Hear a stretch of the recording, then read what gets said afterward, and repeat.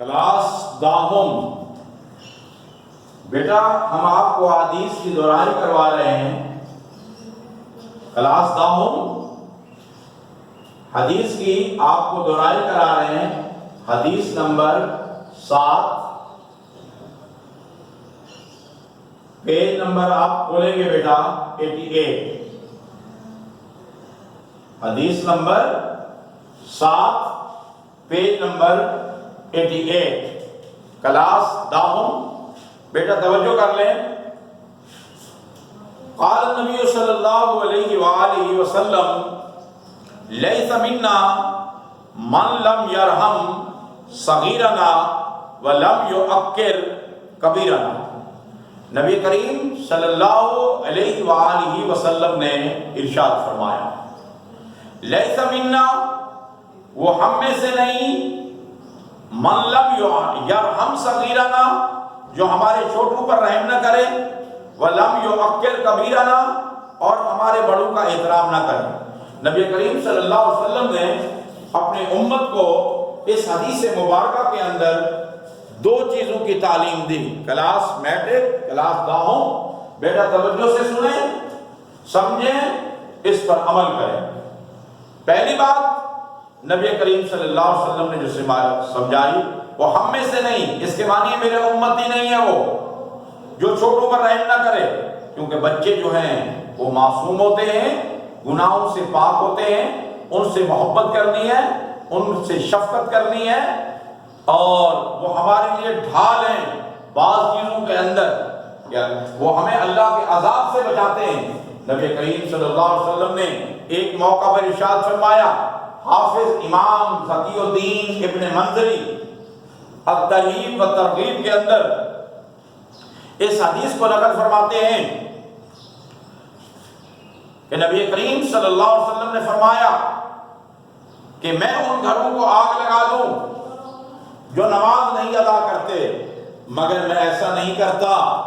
کس لیے؟ اس لیے کہ گھروں کے اندر معصوم چھوٹے بچے رہتے ہیں، یعنی کہ چھوٹے بچے ہمیں اللہ کے عذاب سے بھی بچاتے ہیں، کیونکہ وہ معصوم ہوتے ہیں، گناہوں سے پاک ہوتے ہیں، تو اللہ ان کی وجہ سے ہم بڑوں کو بچا لیتا ہے۔ تو قال نبی صلی اللہ علیہ وسلم لیس منا من لم یرحم صغیرنا، نبی کریم صلی اللہ علیہ وسلم بچوں سے بے حد محبت کرتے، بے حد شفقت کرتے۔ حضرت انس بن مالک رضی اللہ تعالیٰ عنہ وہ صحابی رسول ہیں۔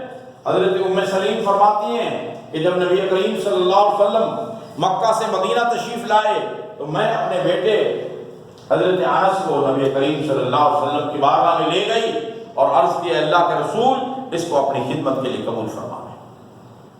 تو حضرت انس فرماتے ہیں کہ میں بچہ تھا اور آپ صلی اللہ علیہ وسلم بے حد شفقت کا فرماتے، بے حد محبت کرتے، اور کبھی مجھے نہیں جھڑکا، کبھی مجھے نہیں ڈانٹا، حتیٰ کہ نبی کریم صلی اللہ علیہ وسلم مجھے سودا لینے کے بھیجتے، جاؤ بازار سے سودا لے کے آؤ، اور میں بچوں میں جاتا، کھیلنا شروع ہو جاتا اور کھیلتا رہتا، اور آپ صلی اللہ علیہ وسلم کا وہاں سے گزر ہوتا، پھر بھی آپ نہ فرماتے، انس میں نے تجھے کہاں بھیجا تھا۔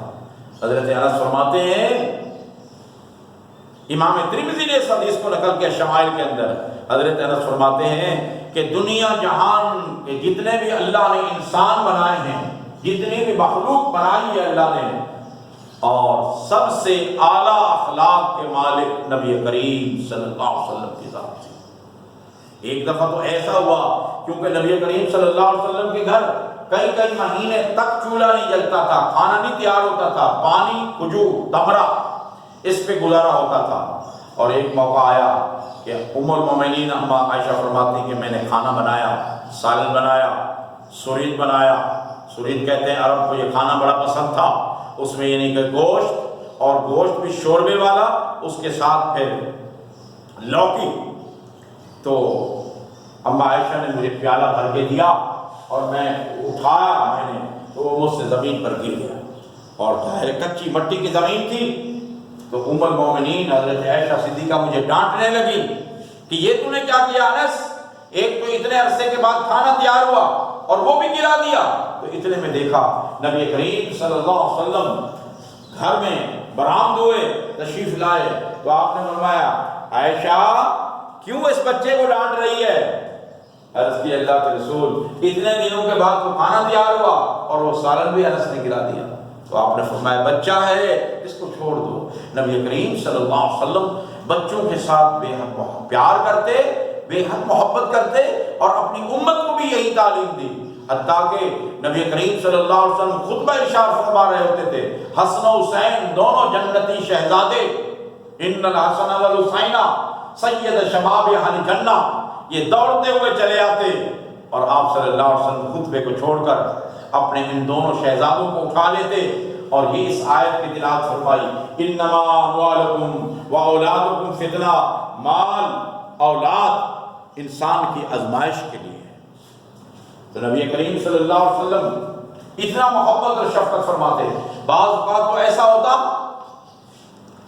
کہ یہ دونوں شہزادے آئے اور نبی کریم صلی اللہ علیہ وسلم نماز پڑھا رہے ہیں، آپ کی پیٹھ پہ سوار ہو گئے، آپ نے سجدے سے سر نہیں اٹھایا جب تک ان دونوں بچے خود اپنی مرضی سے نہیں اٹھے۔ تو نبی کریم صلی اللہ علیہ وسلم بچوں سے بے حد پیار کرتے، آپ صلی اللہ علیہ وسلم اتنا محبت فرماتے کہ جب نماز پڑھا کے جاتے تو بچے راستے میں کھیل رہے ہوتے، ان کو آپ صلی اللہ علیہ وسلم سلام کرتے، ان کے ساتھ ہاتھ ملاتے، ان کی خیریت دریافت کرتے۔ یہ نبی کریم صلی اللہ علیہ وسلم کے اخلاق کریمانہ اور امت کو ایسی تعلیم دی، کاش کہ آج امت بھی اس طرح اس پر عمل پیرا ہو جائے، اس پہ عمل کرنا شروع کر دے۔